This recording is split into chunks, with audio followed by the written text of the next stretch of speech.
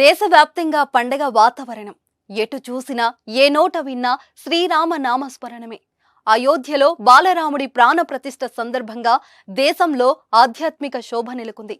పల్లె పట్టణాలు తేడా లేకుండా శ్రీరామచంద్రుడు పూజలు అందుకుంటున్నాడు. ఆలయాల్లో సోమవారం ప్రత్యేక పూజలు నిర్వహిస్తున్నారు. విదేశాల్లో సైతం ప్రాణ ప్రతిష్ఠ వేడుకను ఘనంగా నిర్వహిస్తున్నారు. వాషింగ్టన్ డీసీ, పారిస్ నుంచి సిడ్నీ దాకా అనేక ఆలయాల్లో ఓ పండగల ఈ కార్యక్రమాన్ని చేపట్టారు. Gautam neuro care brain stroke, migraine, fits, brain and spine surgeries కి బెస్ట్ న్యూరో సర్జన్. దాదాపు 60 దేశాల్లో జానకి వల్లభుడిగా ప్రత్యేక పూజలు చేస్తున్నారు.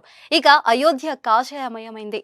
రామాలయంతో పాటు పరిసరాలను సర్వ సుందరంగా ముస్తాబు చేశారు. దీపాలతో అయోధ్య నగరం వెలిగిపోతుంది. వేలాది మంది భక్తులతో అయోధ్య రోడ్లో కిక్కిరిసిపోయాయి. దేశం నలుమూలల నుంచి తరలివస్తున్న భక్తులతో అయోధ్యపుర వీధులన్నీ నిండిపోయాయి. కాషాయ జెండాలు, డప్పులు, రాముని పాటలతో భక్తులు సందడి చేస్తున్నారు. కోట్లాది మంది బాలరామయ్య కొలువుదీరే మధుర క్షణాల కోసం ఆసక్తిగా ఎదురుచూస్తున్నారు. ఈ సందడి నడుమ సోమవారం మధ్యాహ్నం 12:29 అభిజిత్ లగ్నంలో బాలరాముడి విగ్రహ ప్రాణప్రతిష్ఠ కార్యక్రమం మొదలు కానుంది. 84 సెకండ్ల పాటు ప్రాణ ప్రతిష్ఠ కార్యక్రమం కొనసాగుతుంది. ఈ ప్రాణ ప్రతిష్ఠలో 14 మంది దంపతులు పాల్గొననున్నారు.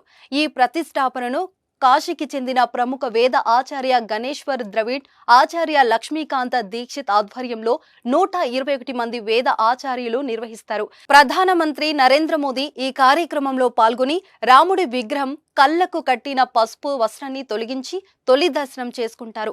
ఆ తర్వాత స్వామివారికి హారతి ఇస్తారు. మంగళవారం నుంచి భక్తులకు బాలరాముడి దర్శన భాగ్యం కలగనుంది. కాగా ప్రాణ ప్రతిష్ఠ అనంతరం రామ్లల్లకు ముందుగా నివేదించే 56 రకాల భోగ్ ప్రసాదం ఇప్పటికే లఖన్పో నుంచి అయోధ్యకు చేరుకుంది. రామ్లల్లా ప్రాణ ప్రతిష్ఠ తర్వాత అయోధ్యలో రామజ్యోతి వెలిగించి దీపావళి తరహాలో ఘనంగా వేడుకలను నిర్వహిస్తారు. అయోధ్యలోని సరియూ నది ఒడ్డున ఉన్న రామ్కి పౌరి వద్ద 5 లక్షల దీపాలు వెలిగించేందుకు ప్రణాళికలు సిద్ధం చేశారు. దీంతో పాటు దుకాణాలు, సంస్థలు, ఇళ్లు, ఇతర పౌరాణిక ప్రదేశాల్లో రామజ్యోతిని వెలిగించనున్నారు.